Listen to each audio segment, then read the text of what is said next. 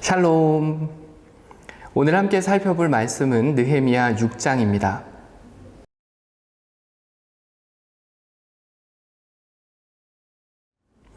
오늘 본문은 크게 네 부분으로 나눠볼 수 있습니다. 첫째로 사건의 시작, 둘째로 산발랏의 계획과 느헤미야의 대처, 셋째로 스마야의 미혹과 느헤미야의 대처, 넷째로 성벽의 재건입니다.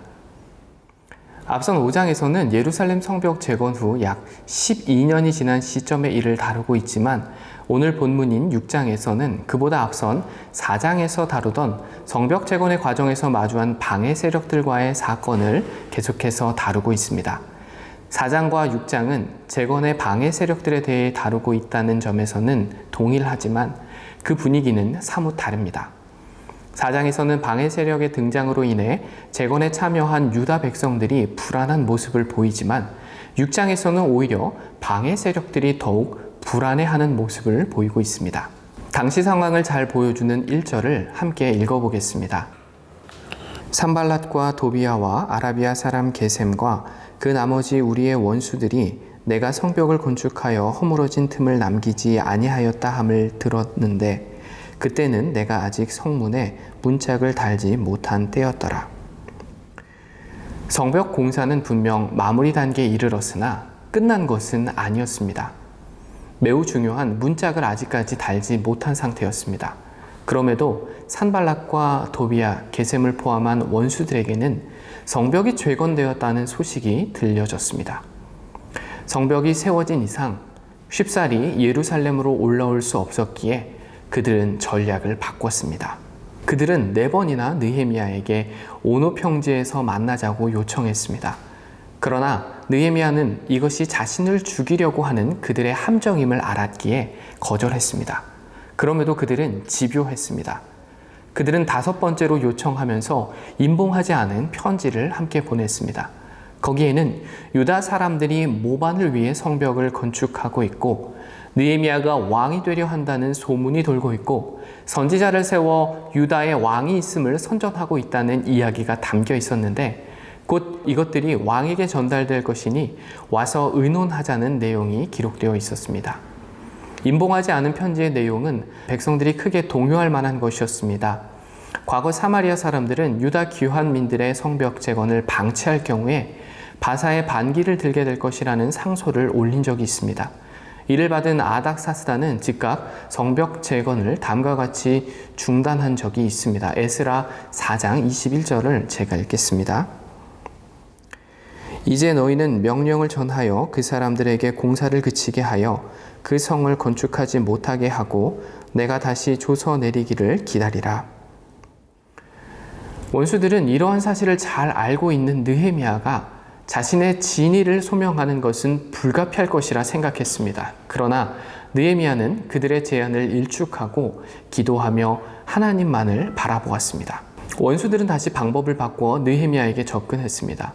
제사장 또는 선지자였던 것으로 추정되는 무헤다벨의 손자 들라야의 아들 스마야가 느헤미야에게 살해 위협이 있으니 성전 외소에 숨어 있자고 말했습니다. 성전 외소는 대제사장들이 1년에 한 차례 출입할 수 있는 지성소와 연결된 성소를 의미했습니다. 또는 이것을 가리켜 성전 현관이라고 보기도 합니다. 느헤미야는 그가 자신에게 이렇게 말한 이유가 원수들의 사주를 받아 두렵게 하고 범죄하게 하고 비방받게 하기 위한 것임을 알았습니다. 그는 곧장 정죄하고 단죄하기보다는 기도하며 다시금 하나님을 바라보았습니다. 마침내 역사적인 순간이 도래했습니다. 성벽 재건이 52일 만인 엘룰월 25일에 끝났습니다. 무너진 채로 약 140년 동안 방치되었던 성벽.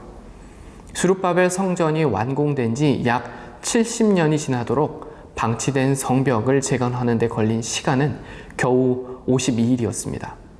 더욱 놀라운 사실은 그토록 재건을 방해하던 원수들의 고백이었습니다. 16절은 매우 중요하기 때문에 다 같이 읽겠습니다. 우리의 모든 대적과 주위에 있는 이방 족속들이 이를 듣고 다 두려워하여 크게 낙담하였으니 그들이 우리 하나님께서 이 역사를 이루신 것을 알미니라. 이 고백이 재건에 참여한 유다 백성의 입에서 나온 것이 아닌 그들의 원수들의 입에서 나왔다는 것은 굉장히 유의미합니다. 오늘 본문이 여기서 끝맺었으면 참 드라마틱했을 것 같습니다. 그러나 느헤미야는 당시의 실상을 가감없이 보여주었습니다. 이방인들조차 하나님의 역사를 고백하는 상황 속에서도 유다의 귀족들은 성벽 재건의 주요 방해자였던 도비아와 편지를 주고받고 있었으며 혼인관계를 맺었습니다.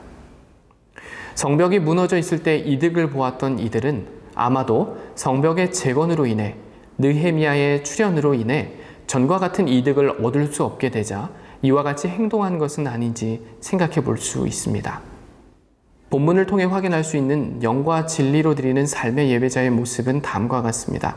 첫째로 사명의 자리에서 어떠한 모함이나 미혹에 흔들리지 않습니다.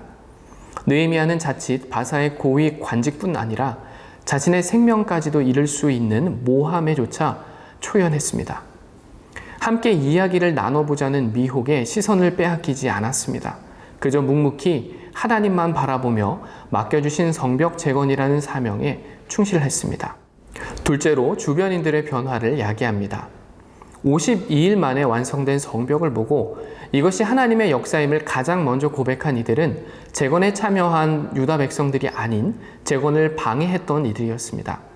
느헤미야가 한 일은 그가 보여준 모습은 한결같았습니다. 상황과 환경이 아닌 하나님만을 바라보고 하나님의 뜻을 이루어가는 것이었습니다. 이 자체는 주변 사람들을 변화시키는 큰 힘이 있었습니다. 오늘 하루 우리 삶의 자리에서 어떠한 메시지를 전하고 있었는지 함께 돌아보면 좋겠습니다. 모함과 미혹이 판을 치는 세상 속에서 흔들거리며 불안함과 조급함, 두려움 속에 살고 있지는 않았는지 함께 돌아보십시다. 모든 상황과 환경 속에서 기도로 우리의 시선이 하나님께 향하고 있음을 고백하고 아버지의 뜻만을 쫓아 살아갈 때 우리는 필시 주변에서 이런 소리를 듣게 될 것입니다. 하나님이 이루셨습니다. 기도하겠습니다. 위로하시는 하나님, 느헤미야 6장 말씀과 함께 영과 진리로 드리는 예배의 삶의 시작점에 섭니다. 기도로 저희의 시선이 하나님만을 바라보고 말씀에 순종함으로 주님의 뜻을 이루어 가기를 소망합니다. 하루하루 삶의 자리에서 만나게 되는 많은 이들의 입술을 통해 하나님께서 이루셨다는 고백을 듣는 은총을 허락해 주시옵소서. 예수님의 이름으로 기도드립니다. 아멘.